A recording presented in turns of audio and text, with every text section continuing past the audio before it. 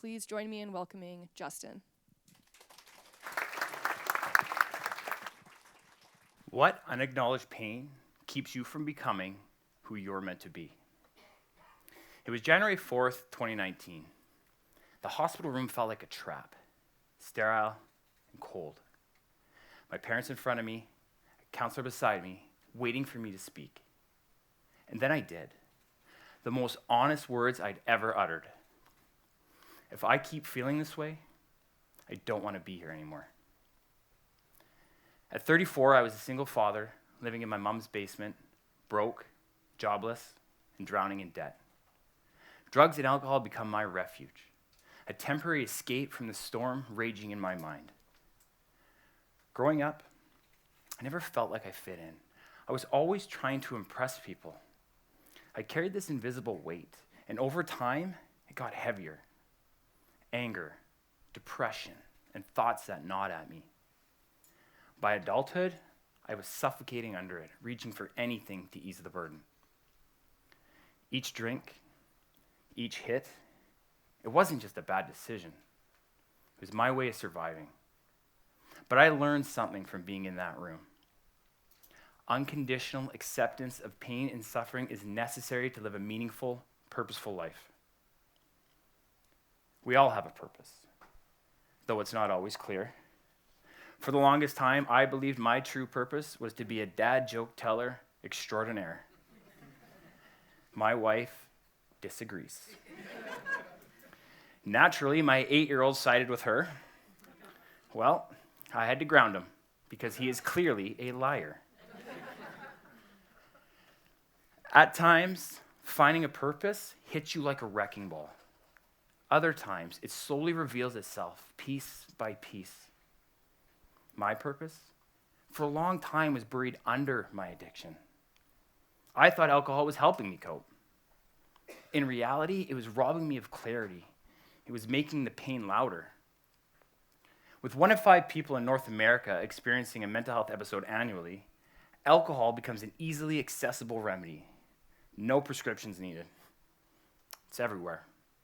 Dinners, parties, movies, sporting events. It is the only drug in the world that you have to explain why you don't use it. And when you quit, people don't ask about your pain you're carrying. They just assume you have a problem. The outcasts are the people that quit drinking. For me, alcohol became my best friend, a global industry leader in pain relief, right? Imagine if alcohol companies invested just 1% of their revenue into mental health programs. That could be around $15 billion to help combat mental health struggles. Just a thought. By 28, I was drowning in it. I wasn't just running from the world. I was running from myself. I've since learned that this reluctance to express pain contributes to the alarming statistic that men's suicide rate is a staggering 75%. Men carry their backpacks until they break. They want to put it down, but sometimes it's too late.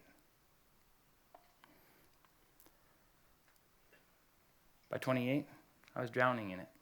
I wasn't just running from the world, I was running from myself. And I've since learned that I've said this line already. And so I'm going to keep going. Here's the thing.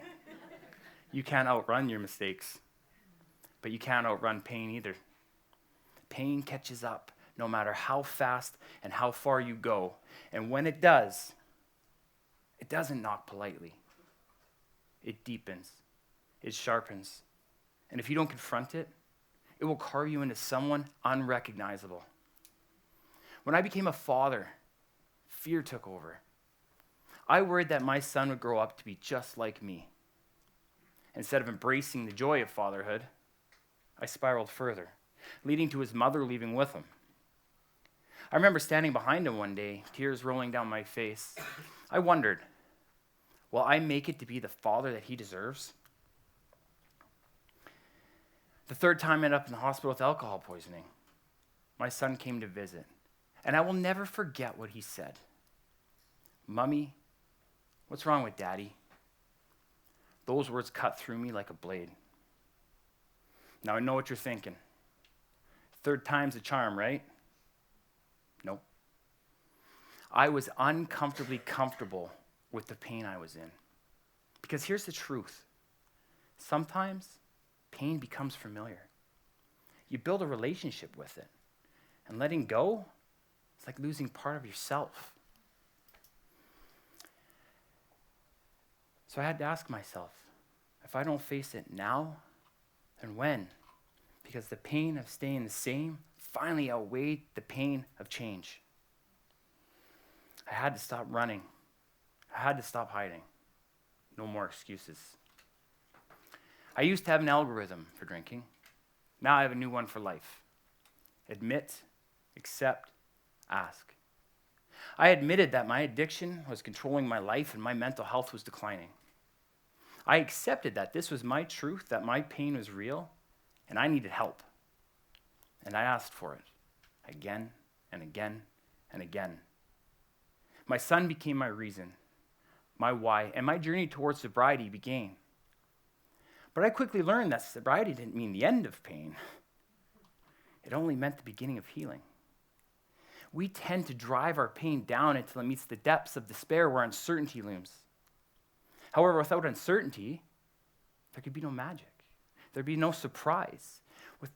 Uncertainty gives us hope, a fighting chance. You see, facing your pain is terrifying. It's like jumping into the deep end without knowing if you can swim. But you jump anyway, because your pain has a purpose. And if you don't accept it, it will hold you back. I know now that pain is inevitable. You'll be hurt. You'll fail. You'll lose a loved one.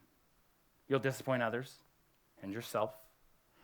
But the more you try to avoid it, the more it controls you. Pain, as much as we hate it, is a teacher.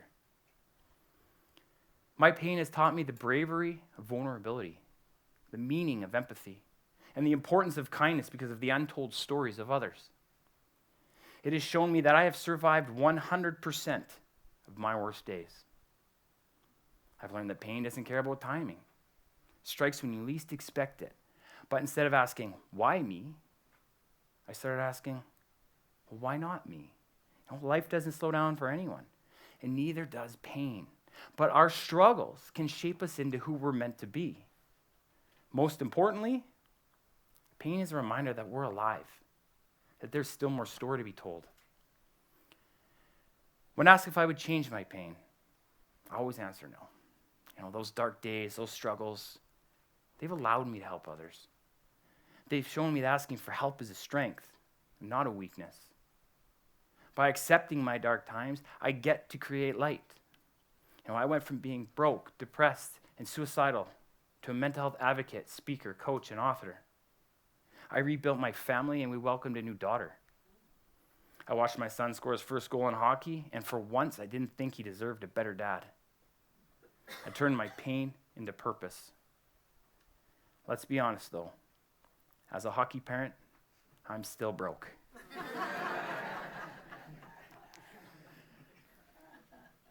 Acceptance isn't just about your dark times.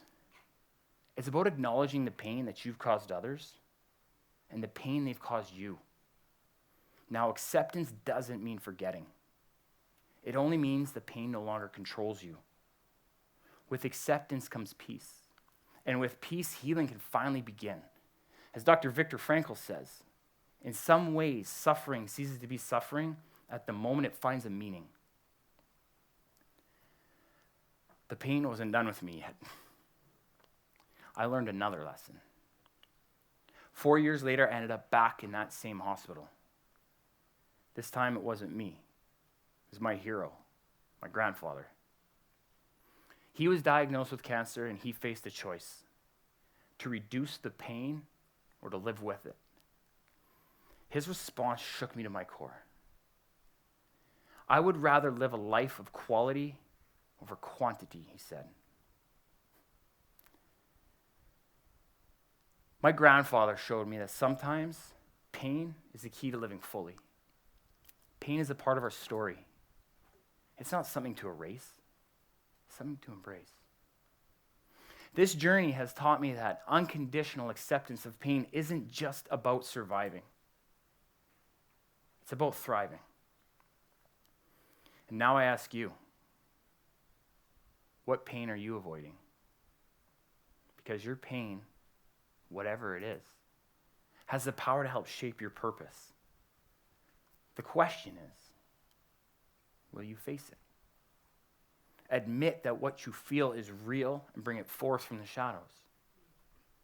Will you accept it internally, that it is negatively impacting your life and it's time to work on it or eliminate it?